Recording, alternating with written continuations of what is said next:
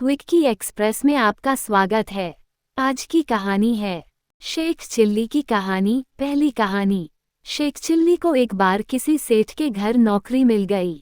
शेख उसके घर के सारे काम कर दिया करता था। सेठ को भी तसल्ली थी कि घर में कोई हाथ बटाने वाला आ गया है। वो सोचते थे कि अब सारा काम आसानी से हो जाएगा और मुझे किसी चीज़ की फिक्र भी करनी नहीं पड़ेगी। शेख ने भी पूरे घर का काम अच्छे से संभाल लिया था। वो रोजाना पूरा घर अच्छे से साफ कर दिया करता था।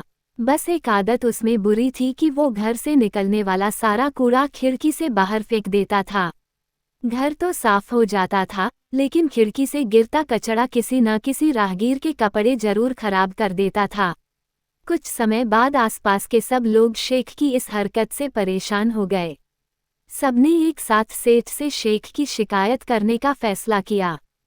फैसला लेते ही आस पड़ोस के सारे लोग सेठ के घर पहुंच गए। इतने सारे लोगों को एक साथ अपने घर में देखकर सेठ को कुछ समझ नहीं आया। उन्होंने पूछा, आप लोग अचानक यहाँ क्या हुआ, कोई बात हो गई? जवाब में लोगों ने रोज खिड़की से गिरने वाले कूड़े की बात सेठ को बता दी। सेठ ने ये सुनते ही शेख को आवाज लगाते हुए अपने पास बुलाया। शेख के आते ही सेठ ने उससे कहा कि ये सब तुम्हारी शिकायत कर रहे हैं कि तुम ऊपर से लोगों के ऊपर कचरा फेंक देते हो। ऐसा दोबारा मत करना। शेख ने मासूमियत के साथ पूछा कि साहब, घर का कचरा बाहर नहीं तो कहाँ फेंकूंगा? सेठ ने जवाब देते हुए कह दिया, तुम भले लोगों को देखकर कूड़ा फेंका करो, ऐसे ही फेंक दोगे तो लोगों को परेशानी होगी।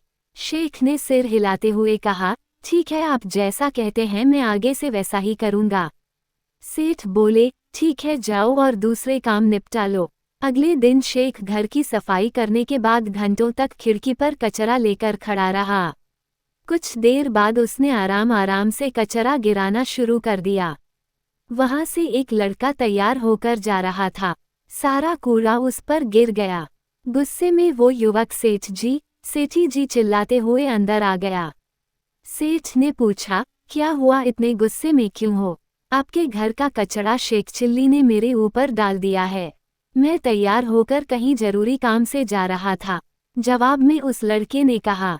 सेठ ने गुस्से में शेख को बुलाया और कहा कि तुझे मैंने कल ही समझाया था, लेकिन दोबारा तूने कूड़ा लोगों पर डाल दिया। शेख ने जवाब में कहा, साहब, आपने कहा था कि भले व्यक्ति को देखकर ही आराम से कूड़ा फेंकना। मैंने वैसा ही किया है। मैं खिड़की के पास कूड़ा लेकर काफी देर तक भले आदमी का इंतजार करता रहा। मुझे ये भले इंसान लगे तो मैंने आराम आराम से इन पर कूड़ा डाल दिया। शेख चिल्ली की नासमझी पर हंसते हुए वो लड़का सेठ के घर से चला गया और सेठ अपना सिर पकड़कर बैठ गए। कहानी से सीख। बोली गई बातों के सिर्फ शब्द नहीं पकड़ने चाहिए, बल्कि भाव को समझना चाहिए। तभी किसी बात को ठीक तरह से समझा जा सकता है, वरना गलती होना तय है। सुनने के लिए धन्यवाद। मेरा चैनल सब्सक्राइब करें, लाइक और शेयर भी करें। धन्यवाद।